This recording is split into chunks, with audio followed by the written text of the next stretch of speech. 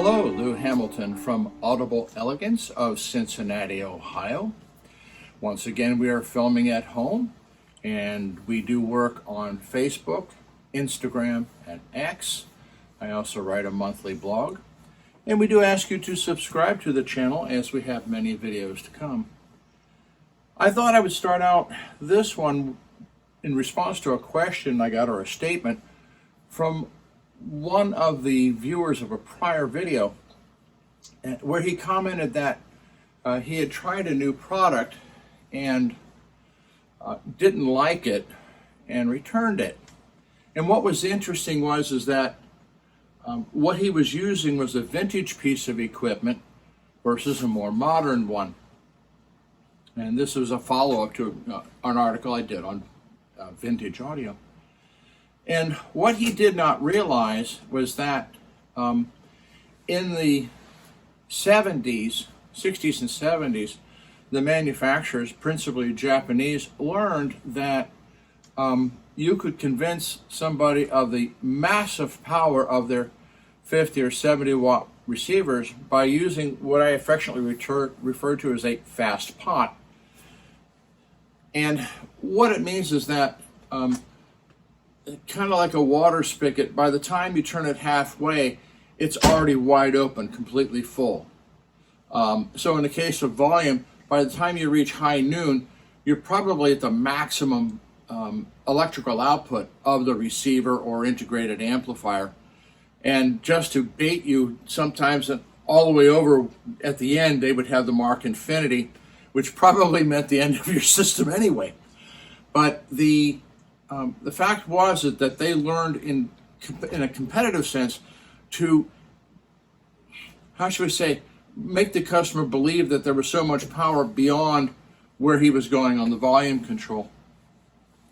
Now, I first experienced this when 40 years ago, I started playing and selling name audio, and I noticed that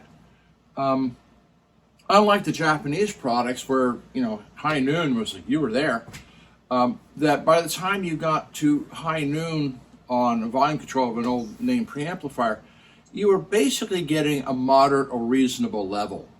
It wasn't bug smashing, so to speak. And what I learned through that process was that many of the actual volume controls of that time, and certainly somewhat today, is that they're at their peak performance when they're in fact halfway, as opposed to being at peak performance at 9 o'clock or 8 o'clock or 11 o'clock. No, it's high noon is where they were at their best. And so they chose the volume control pot based upon performance of a reasonable level. And this was also followed up by a passive preamplifier. I believe it was made by California Audio Labs. I think it was called the SLT-1. And what was really interesting about that is that the pot used in it for volume control was extraordinarily expensive, very stepped. And what we discovered is that, musically speaking, when you had the volume control at high noon, it was probably the most musical you would ever get out of that unit. And as you went down the volume control towards 9, you would actually kind of get this smearing and timing between the upper and lower frequencies, and the same thing would happen if you went beyond that. So it was a great preamplifier if you liked the volume at high noon, which it was reasonably loud, so I didn't think many people would enjoy that. It wasn't a product that lasted very long on the market, but it was another example of the effects that the choice of the volume control can have on both the volume and the performance of the music itself. So I just wanted to give that one out there to those people who are convinced that their vintage equipment is so much more powerful than modern.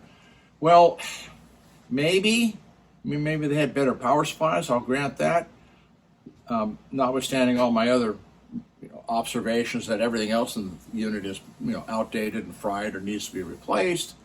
But that volume control worked very quickly on the old equipment, where it doesn't do that on today's equipment. So the product that he returned, and it wasn't purchased from me, it was from another dealer in some other state or country, was returned because he didn't understand what people have learned about the use of mechanical volume pots. And for those of you who got into home theater and they had digital displays, you had the same sort of problem when a reasonably good volume was actually zero, whereas when you had a manual volume control, that usually was the result, resulted in the destruction of the electronics and or speakers. So there you are, a little tidbit. So I tossed that out there for you. Thanks for watching.